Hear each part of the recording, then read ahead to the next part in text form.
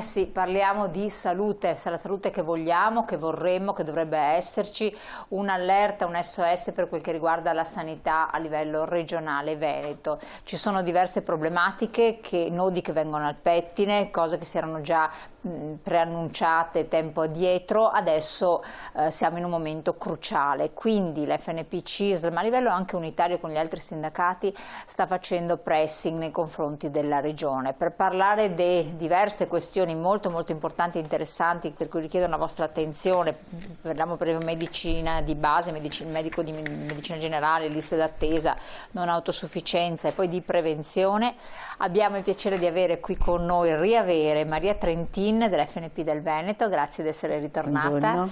E Giovanni Fabian, FNP del Veneto, grazie anche a lei. Grazie a lei, buongiorno. Allora, parliamo segretario un attimo di un evento che si è svolto giovedì 30 in mattinata, un incontro che voi sindacati avete avuto con l'assessore regionale, SOS Veneto, vero?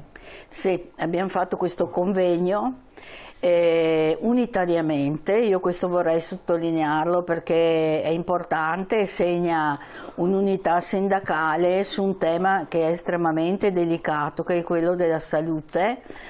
E ha partecipato l'assessore Lanzarin e a lei sono stati sottoposti i nostri problemi, i problemi che sollecitiamo normalmente, che è prima di tutto una questione di programmazione sulla sanità, che vuol dire programmazione non solo delle strutture ospedaliere, degli ospedali di comunità o d'altro, ma anche di tutta la partita che interessa molto sicuramente anche i telespettatori, che è quella del personale, quindi medici, infermieri e liste d'attesa. Senza personale non fai niente. Abbiamo chiesto alcuni tavoli di discussione, perché non è che con la regione ci sia sempre un rapporto molto stretto. Noi vorremmo essere partecipi di questo percorso che si sta facendo, che ha un primo step nel 2026 con la chiusura del PNRR, e vorremmo partecipare per aiutare a trovare soluzioni, non per fare chissà cosa. L'assessore Lanzarin stamattina ha ovviamente detto la sua da un'ottica di gestione della situazione che deve gestire. Ha promesso, vedremo se sarà così, l'apertura di un tavolo di confronto molto serrato e un tavolo di confronto anche con il sindacato pensionati, perché c'è tutta la partita della questione della gestione della non autosufficienza, che è un bel peso, soprattutto in una regione che sta invecchiando tantissimo. Allora, sono diverse quindi le questioni, tanta la carne al fuoco, diverse le questioni che devono essere risolte. Tra queste in modo particolare si punta il dito e tutta l'attenzione sulle liste d'attesa. Vediamo questo video che ci dà dei lumi, un video dell'FNP CISL che ci dà dei lumi al riguardo. Vediamolo insieme.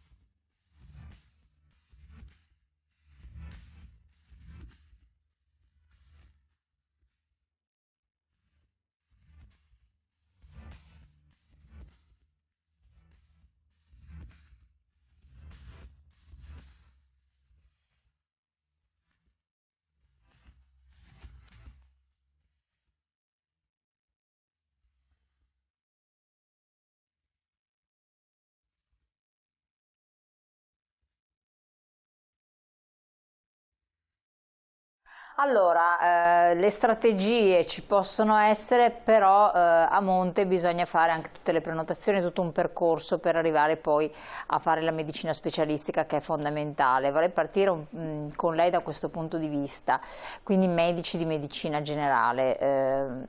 Anche lei ha fatto un intervento significativo in occasione dell'assemblea. Quali sono le problematiche sostanzialmente? Allora, le problematiche che emergono in maniera preoccupante è una mancata programmazione per i medici di medicina generale. La Regione e anche sul territorio nazionale non si è tenuto conto che servivano medici e non ha formato medici per dare risposta ai vari pensionamenti che avremo da qua ai prossimi anni. Tenga conto che già nei prossimi 4 anni andremo a perdere circa 450 medici di medicina generale.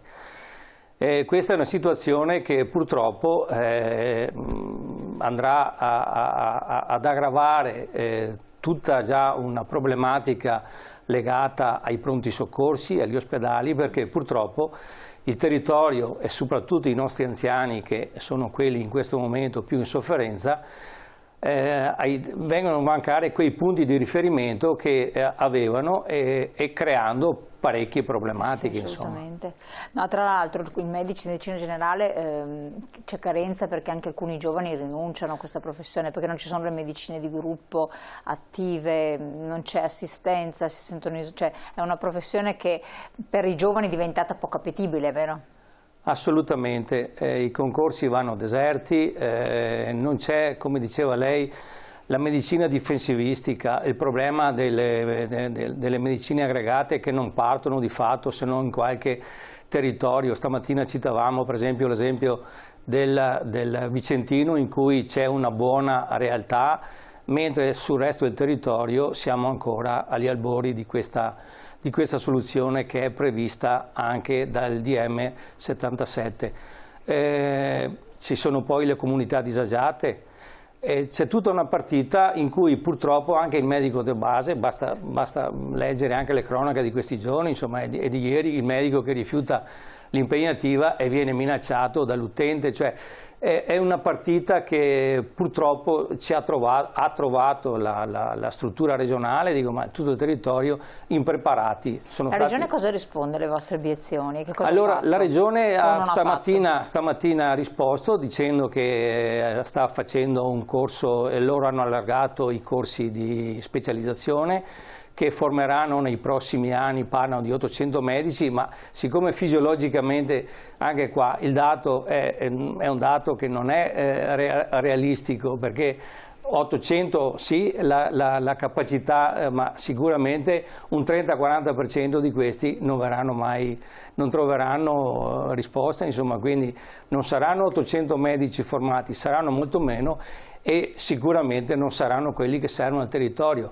E allargare il numero di mutuati in carico ai medici di medicina generale, secondo noi non è sicuramente la soluzione al problema. Insomma, un medico quando arriva a 1500, e tenga conto che i 1500 era già un dato abbastanza importante, alzare quel tetto secondo noi non è sicuramente producente.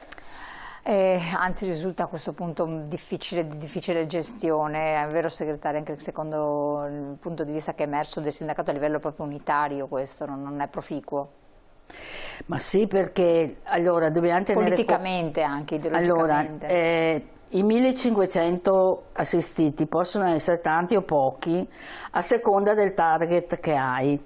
Se tu hai persone giovani, vedono il medico poco. No, a meno che non siano in situazioni particolari. Ma quando tu cominci ad avere un'età media alta come ce l'ha il Veneto, è chiaro che il bisogno di un medico di medicina generale diventa molto più impellente, quindi vai dal medico di più, hai bisogno di più controlli, bisogna vedere quante patologie hai, più patologie insieme, e quindi questo moltiplica anche il lavoro dei medici, quindi il dato 1500 o 1800 come ha il mio medico, il servizio dipende anche dal tipo di target di utenti che ha. e quindi diventa un problema serio. Da questo punto di vista io vorrei risottolineare la cosa che è già stata detta, ma non è che questa cosa sia nata oggi. No, ce la portiamo avanti. È una cosa che deriva da scelte fatte in anni precedenti. Pensiamo alle scuole infermieri, per esempio, che non ci sono più. In Veneto avevamo una rete molto importante di queste scuole. Adesso mancano OSS, mancano infermieri e quindi siamo nelle condizioni in cui siamo. Quindi la programmazione è sicuramente uno dei temi più importanti su cui discutere. Poi c'è tutta la fase di passaggio verso una medicina diversa. Allora, non è così semplice parlare di telemedicina. No, ci arriveremo, ma bisogna anche qua cominciare a mettere in piedi le cose e ci vuole tempo a farle, ci vuole molto tempo. Quindi siamo veramente in ritardo su tutto. A proposito di ritardi, abbiamo le liste d'attesa, abbiamo visto prima anche il video che enunciava cosa fare, però questo è intanto cosa fare, aspettare oppure essere fuori lista, andare nel privato, quindi queste sono le strategie che adottano i cittadini. Allora, sulle liste d'attesa, anche stamattina il nostro assessore ha dato dei dati che non corrispondono sicuramente alla realtà. Lei parla sì di recupero del periodo pandemico, di essere arrivata all'83% delle prestazioni recuperate, però c'è tutta la fase 2002 e ormai siamo a primavera del 2023, abbiamo quindi ancora 15 mesi in cui si sono sommate le richieste e queste richieste continuano a restare in queste famose liste galleggianti, fluttuanti come vengono chiamate, e non trovano risposta, o meglio trovano una risposta, e questo è quello che ci preoccupa, nel privato trovano una risposta nella libera professione, trovano quella risposta in quei canali in cui noi purtroppo abbiamo una grossa fetta di popolazione. Tenga conto che le nostre pensioni sono per circa il 50% sotto i 1.000 euro, quindi non è che il cittadino può sempre ricorrere in regime di libera professione, e anche qua questa deriva privatistica a noi preoccupa un po'. Assolutamente. Tra l'altro queste liste portano sì che le persone tendano anche a far meno diagnostica, meno prevenzione, perché vengono prescritte un po' con difficoltà, e questo si lascerà l'altro tema che andremo ad affrontare meglio dopo. Si è trovata c'è una soluzione che è stata annunciata dall'assessore della Regione. Che cosa pensa di fare a questo punto? Davanti al problema che avete evidenziato, ha dato delle risposte oppure ancora non? Allora, le risposte sono sempre quelle, cercherà di incentivare con la libera professione intramoenia il recupero di queste liste con finanziamenti così come ha fatto ma nel periodo post-pandemico, però sicuramente saranno insufficienti. Non a caso noi, proprio perché non voglio offendere, ma non ci fidiamo dei dati che la Regione ci passa, non a caso proprio in questi giorni abbiamo lanciato un questionario a tutti i nostri utenti, ma è disponibile anche presso le nostre sedi, in cui cerchiamo di capire proprio direttamente dalla fonte l'entità del problema. Infatti, quindi c'è il questionario a cui rispondere, voi vedete qual è la situazione, chi è fuori lista, chi ha ancora bisogno ha ovviato in altri termini, chi ha bisogno ancora della specialistica, eccetera, quindi questo è molto importante, anche i risultati che ne verranno. Segretaria, c'è un'altra questione che è comunque molto importante, io chiedo tra l'altro anche di vedere una slide che ci fa capire, perché stiamo parlando di numeri particolarmente significativi, che ne aveva già accennato, agli anziani non autosufficienti, quanti sono sia in Veneto sia anche in Italia. Eccolo qua, vediamo dei numeri molto molto significativi, perché ci fanno capire la non autosufficienza riguarda l'83% delle persone anziane ed è un'emergenza sostanzialmente qui in Regione. Non è un'emergenza solo in Regione, perché anche qui non abbiamo tenuto conto dell'invecchiamento della popolazione, e quindi è un problema in tutta Italia. Ovviamente noi vediamo sicuramente i nostri dati e noi siamo una delle regioni che invecchia che invecchia più velocemente.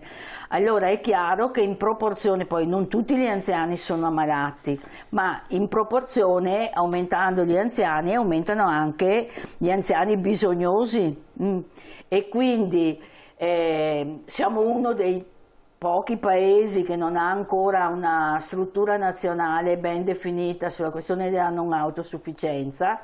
C'è un decreto che è appena stato approvato, ma adesso ci vogliono tutti i decreti attuativi, quindi non so quanto tempo passerà ancora, ma sicuramente noi avremo anche bisogno di fare un ragionamento che va più in profondità, che è quello di dire, al di là dei numeri di anziani da assistere, bisogna anche porsi il problema di che tipo di malattie hanno, perché accudire un anziano malato di Alzheimer, io credo che il carico fisico e di stress di chi lo accudisce ha bisogno di essere valutato, quindi potremmo dire che c'è bisogno di curare gli anziani, ma di avere anche cura di chi cura gli anziani.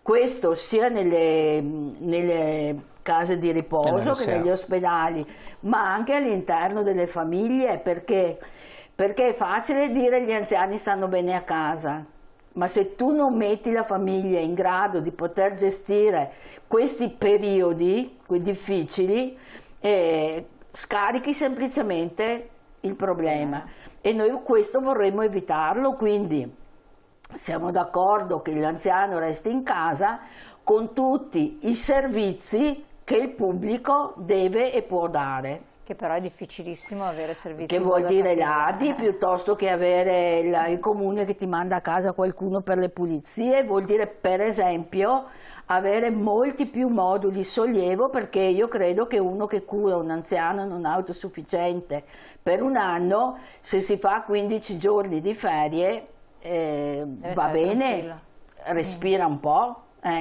Quindi di questo tema per esempio se ne sta occupando anche l'Istituto Superiore di Sanità con un questionario, anche questo online, quindi basta andare nel sito, e stanno verificando come pesa lo stress della cura, quindi dei caregiver, differenziato per uomini e donne, perché prevalentemente sono le donne che curano anche a casa. Ecco, quindi c'è tutto un mondo che va tutelato, curato, non so come dire. Poi l'alternativa delle case di riposo, le RSA, è particolarmente onerosa, non che stare a casa non sia oneroso se uno ha un assistente domestico o quant'altro, è costoso, però le RSA hanno delle rette molto molto care e il personale è carente, no? Quindi voi avete riscontrato anche questo? Per le cose che dicevamo prima, no? Certo. Quindi tu hai una casa di riposo che costa molto e la regione non copre tutte le rette, la quota parte diretta per tutti, hai le cosiddette badanti, assistenti familiari, che hanno anche loro un costo, e giustamente il mio collega richiamava che non tutti hanno pensioni ricche. L'altro dato è quando ci sono i familiari che curano, questi molto spesso sono persone che rinunciano al lavoro per accudire l'anziano che hanno in casa, quindi con un rischio di povertà successivo. Assolutamente. Tra l'altro grazie al PNRR e anche al vostro intervento si è arrivati alla legge delega del governo in materia di politica a favore delle persone anziane. Vero? E questa legge però tra pochi mesi dovrà essere messa nero su bianco con le norme relative. Allora adesso ci sarà il passaggio parlamentare, ma poi è una legge delega, e quindi essendo una legge delega in pratica dice al governo: tu prepara tutti i decreti attuativi, e quindi questi dovrebbero arrivare, si spera presto, se no non parte niente. E poi bisogna trovare i finanziamenti. Sì. E poi quello è l'altro aspetto. L'altro grande problema. Parlavamo prima appunto con il segretario relativamente all'altra componente importantissima, che però viene meno nel momento in cui ci sono tempi d'attesa lunghissimi, difficoltà eccetera, che è la prevenzione, però su cui voi, che è legata all'invecchiamento attivo, puntate moltissimo, vero segretario? Sì, anche qua. Allora, il vero risparmio, l'abbiamo già detto altre volte, il vero risparmio sulla sanità è fatto dal fatto che le persone non si ammalino, no? quindi un risparmio non solo di soldi ma anche di sofferenze e di peso di cura. La Regione ha un piano regionale quinquennale, quindi fino al 2025, so che le ASL hanno cominciato a mettere in atto questo programma, però io credo che andrebbe valutata l'opportunità, perché come ci diceva un immunologo, se tu spendi €1 per fare un vaccino, ne risparmi 14 in termini di cure successive. Allora, se io faccio il paragone con la prevenzione diventa un investimento, perché poi ho risparmio successivo. Quindi ecco, anche sulla prevenzione io credo troveremo anche il modo per spingere un po' di più, certo, in maniera da attivare meglio le cose. Come è applicata allo stato attuale appunto, la normativa regionale sull'invecchiamento attivo? Beh, allora, ci sono 3 milioni di finanziamenti per un triennio.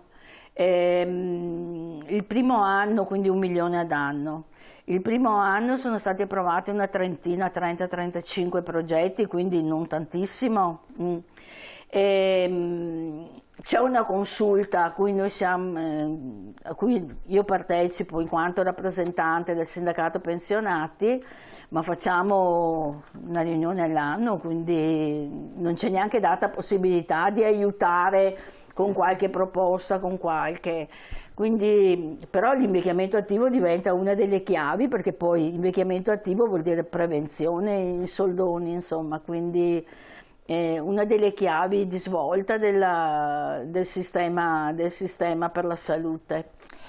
Quindi a livello nazionale il Veneto come è messo da questo punto di vista? Vi siete confrontati, avete avuto modo di confrontare con quei sindacati di altre regioni?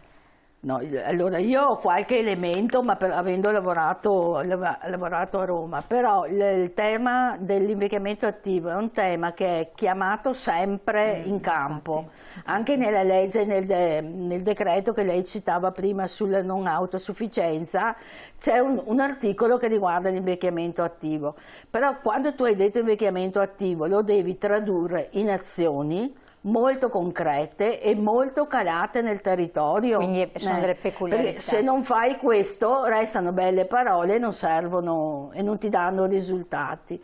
Quindi è una sfida anche questa, certo, una delle sfide che abbiamo di fronte. Un po' così per fare il punto conclusivo e sommario, perché abbiamo sviluppato i temi, voi siete tra l'altro entrambi nel gruppo di lavoro sui temi sociosanitari e in modo particolare Maria Trentin è rappresentante dei sindacati dei pensionati nella consulta regionale per l'invecchiamento attivo, per cui stiamo parlando con persone estremamente competenti, lei ha lavorato nella sanità per tanti anni, quindi è addentro. Da questo incontro che c'è stato, che è stata anche un'ottima occasione di confronto, secondo lei, Fabian, che cosa ne potrebbe emergere, se ne può emergere qualche cosa? E la stessa domanda la giro in pochi secondi anche alla segretaria. Allora, prima con Maria scambiavamo alcune riflessioni sulla giornata di giovedì. Già il fatto che l'assessore si presti a una platea di questo tipo è stata per noi è stato positivo. C'è stato poi anche un'altra cosa positiva, il fatto che c'è già un impegno di trovarci già dal prossimo mese. C'è già una data e quindi c'è una disponibilità, c'è un'apertura da parte, secondo noi, dalla parte della Regione, comunque di affrontare insieme i problemi. Chiaro che se fossimo partiti ieri dovremmo lavorare per i prossimi almeno 5 anni per tentare di riportare il sistema in equilibrio. Siamo molto in ritardo su tutti i fronti e quindi io mi auguro che la giornata di giovedì sia un punto di partenza su cui noi anche come sindacato di pensionati vigileremo, perché abbiamo aspettato troppo e la situazione sta peggiorando giorno dopo giorno. Chiaro. Per lei segretaria c'è emerso qualche cos'altro che l'ha colpito in modo particolare? Poi avrete avuto senza dubbio modo anche di confrontarvi con gli altri sindacati, perché eravate a livello unitario, sì, con la CGIL, con la SPI e con la UILP. No, la riunione era unitaria e quindi questo va sottolineato, è importante che siamo uniti rispetto a questo. È chiaro che ci sono anche tanti altri fronti aperti, perché ci sono i contratti di lavoro per i dipendenti, i medici di medicina generale che sono scontenti, quindi è un problema. C'è la fuga verso il privato, che questo spaventa moltissimo. È una cosa importante. È chiaro che il confronto con la Regione lo puoi fare in molti modi. Allora, se è un incontro così, tanto perché c'è stato il convegno, noi non siamo interessati a questo, deve essere noi siamo interessati ad avere un tavolo permanente di discussione sui vari temi con interlocutori anche diversi, perché una volta ci saranno i pensionati, un'altra volta ci sarà chi segue il personale, a seconda dei temi che vanno trattati, ma che sia un percorso che aiuti la popolazione veneta ad avere risposte sui problemi che esistono.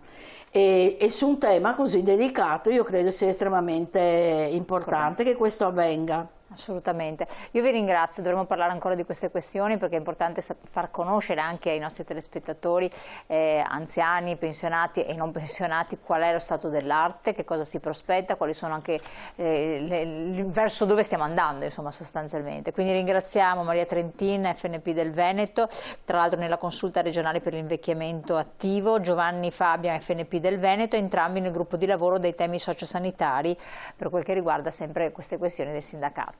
Grazie veramente del vostro supporto, grazie all'FNP CISL, a voi telespettatori di averci seguito. La puntata poi la potete anche rivedere in replica nel nostro sito. Buon proseguimento.